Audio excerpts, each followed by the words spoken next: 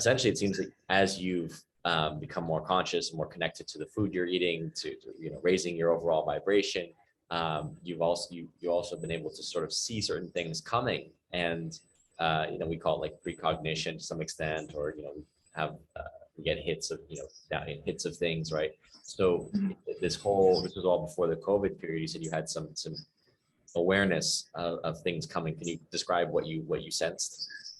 Sure. Yeah, so in 2019, in August is when I released my book. I had gone on my friend Flerburn's channel, and I believe it's behind a paywall, so it won't be easy to find unless I put it back up on YouTube one day. But I had talked about, I had this feeling that something was going to happen, and that there was going to be something put in vaccines, and that it would allow people to be more controlled, would be the quick summary. But I went into like a 3-hour discussion about it. And then January of 2020, I had gotten back from Dubai, UAE, and I started having dreams. And one of them was very clear to me. I woke up freaked out. And this was right before a person named Dr. Paul Cottrell went on my friend Rex Bear from Leak Project's channel and said, I'm going to kind of like paraphrase, but like, Houston, we have a problem. We have a bioweapon on our hands. And so I knew when I heard that it was kind of confirmation that my dream was about to unfortunately manifest. And so the dream was, if I were to summarize it, I have a redacted version on my Telegram. It's rainbow_food_rocks. You have to scroll up.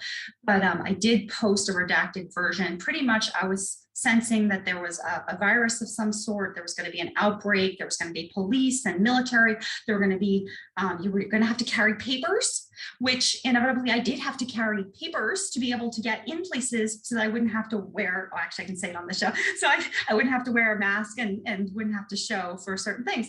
So all of that happened. But when I had the dream, I was like, okay, that was just a dream, but I felt like this is really going to happen. I told some of my friends, some key friends that I really trust. I said, listen, I had this dream, stock up on food, start growing food. I think something's coming. And they kind of were like, whoa, Gail's acting really funny. And then when this gentleman, he's my friend, but this gentleman, Dr. Paul, went on and talked about what he was noticing, that was my confirmation, like, oh no, this is really going to happen. Now, one can debate, is it a bioweapon or is it not? It doesn't matter. The thing is that I knew it was coming in this scenario that has already played out in the last 2 years.